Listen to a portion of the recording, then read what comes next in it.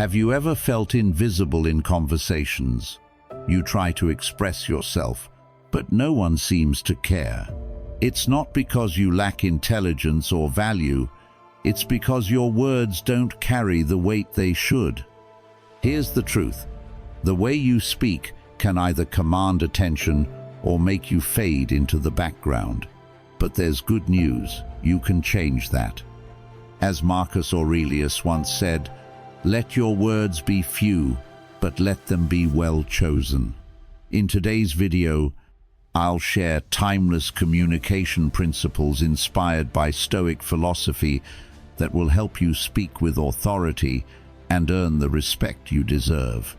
If you're ready to transform the way you communicate, make sure to like this video, share your thoughts in the comments, and subscribe to Stoic in Time for more life-changing insights.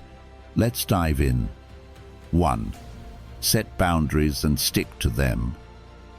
If you want people to respect you, you must first respect yourself, and that starts with setting clear, firm boundaries. Without boundaries, you risk becoming a silent victim of others' expectations, constantly sacrificing your time, energy, and priorities. Think about it.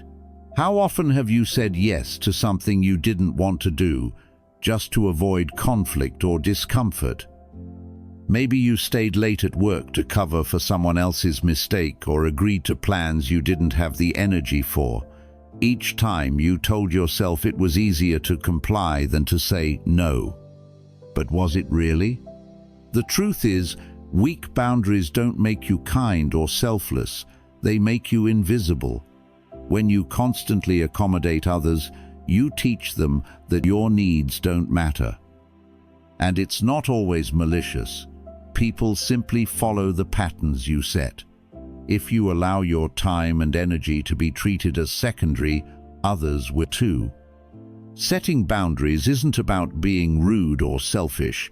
It's about being clear and consistent. Start small. The next time someone asks for your time in a way that doesn't align with your priorities, say, "I won't be able to help with that." No excuses, no over-explaining, just a firm and respectful response. Yes, some people might push back, but remember, the only ones upset by your boundaries are those who benefited from you having none. Boundaries are like a private guardrail, protecting what matters most to you. They ensure your time and energy are spent on what aligns with your values. If you don't set them, the world will do it for you, and you'll always come last. So, ask yourself, what will I no longer tolerate? Define your limits, enforce them, and watch how your silent strength commands respect. 2. Eliminate the "I'm sorry" habit. Over-apologizing is one of the most silent yet destructive habits that erodes respect. It often feels polite, but in reality, it projects uncertainty and undermines your confidence. Think about how often you say, "I'm sorry," when you've done nothing wrong. Walking into a meeting 2 minutes late? "Sorry, I'm late." Someone bumps into you in a hallway? "Oh, sorry." These reflexive apologies subtly frame you as the problem, even when you're not. They train both you and others to see your presence as a disturbance rather than a contribution. Instead of apologizing unnecessarily, reframe your responses. Replace "sorry I'm late" with "thank you for waiting." It shifts the tone from guilt to gratitude, signaling control rather than insecurity. Or in emails, avoid phrases like "sorry to bother you" and say, "Do you have a moment?"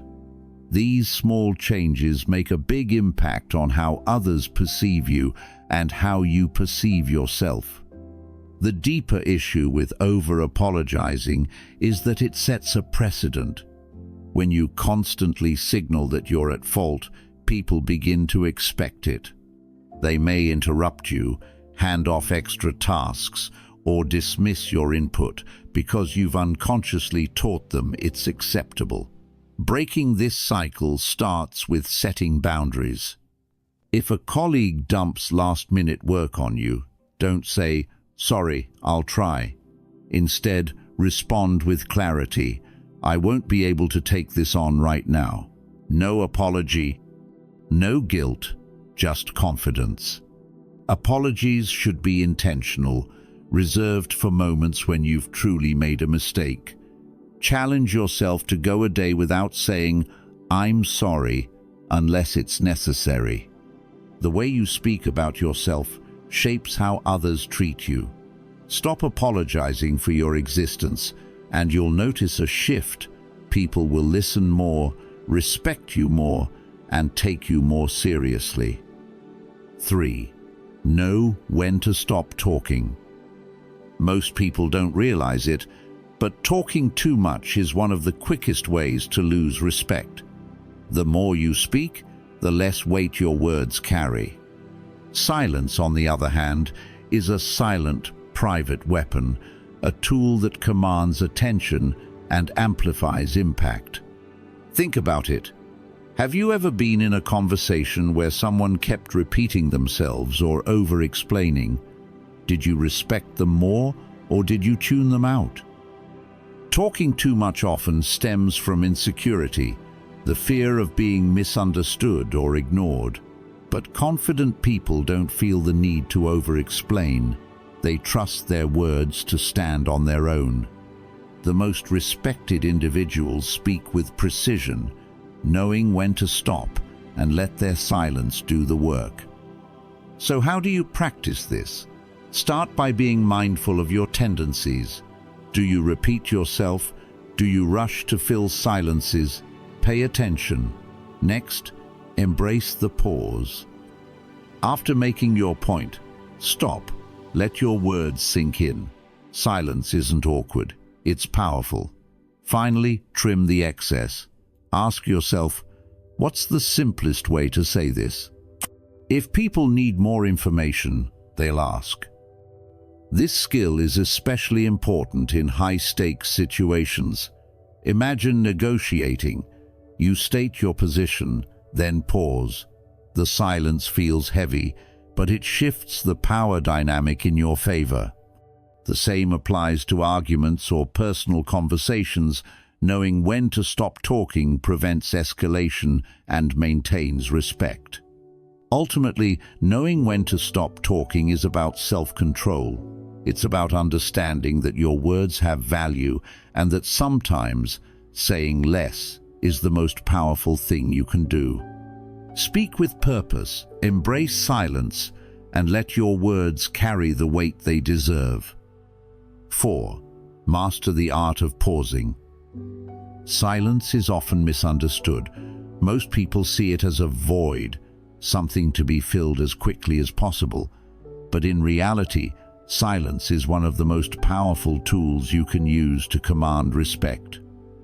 When you pause, you create space, not just for yourself, but for others to absorb and reflect on your words.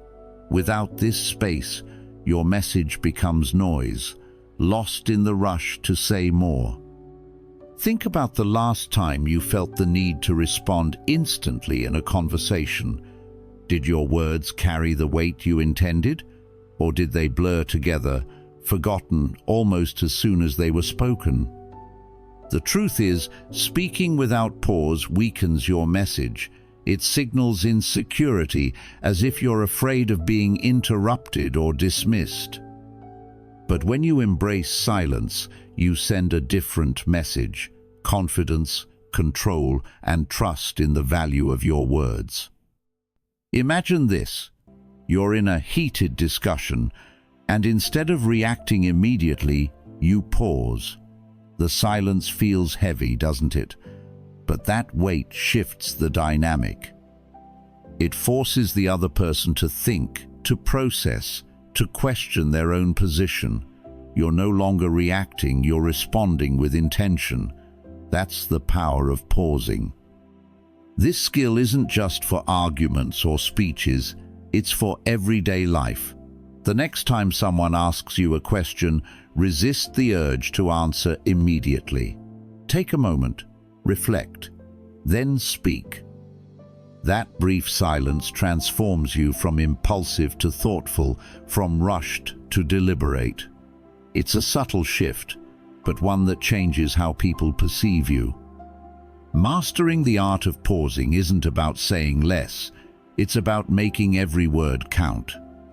When you pause, you create a silent, private space where your words gain strength and your presence commands attention. 5. Drop the gossip. If there's one habit that silently erodes respect, it's gossip.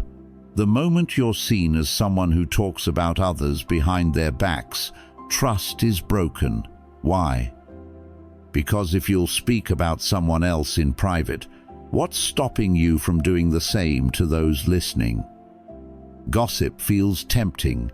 It provides a false sense of connection, a shortcut to bonding through shared whispers. But in reality, it reveals insecurity and a lack of integrity, making you appear weak and untrustworthy. Think about the people you respect most. Are they the ones indulging in rumors, or are they the ones who stay silent, refusing to tear others down? The truth is, the most respected individuals are those who rise above gossip, focusing on their own actions instead of others' flaws. I learned this lesson myself after engaging in casual gossip at work. It seemed harmless until I overheard my own name in a whispered conversation. That moment was a wake-up call. I realized I had become part of the very behavior I despised. From that day forward, I made a decision: no more gossip. And you know what? People noticed.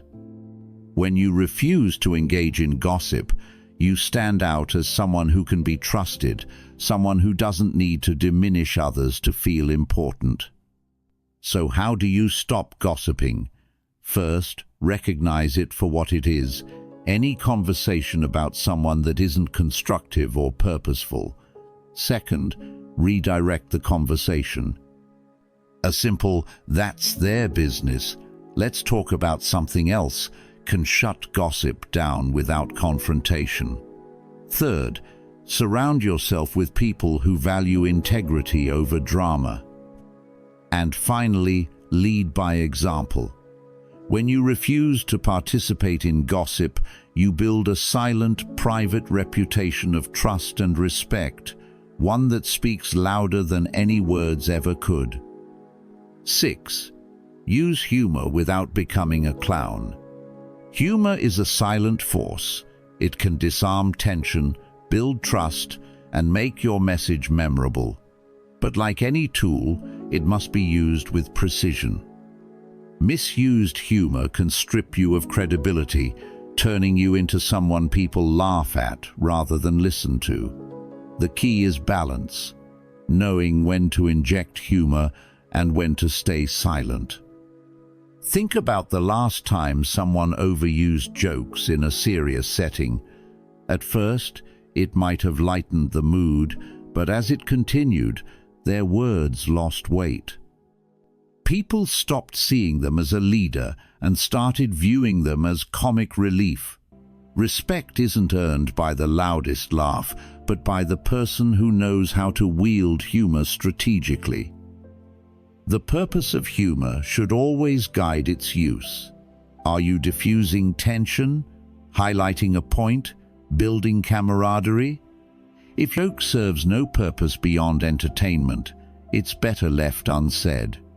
Leaders who use humor effectively, like a well-timed quip in a tense meeting, command attention and respect.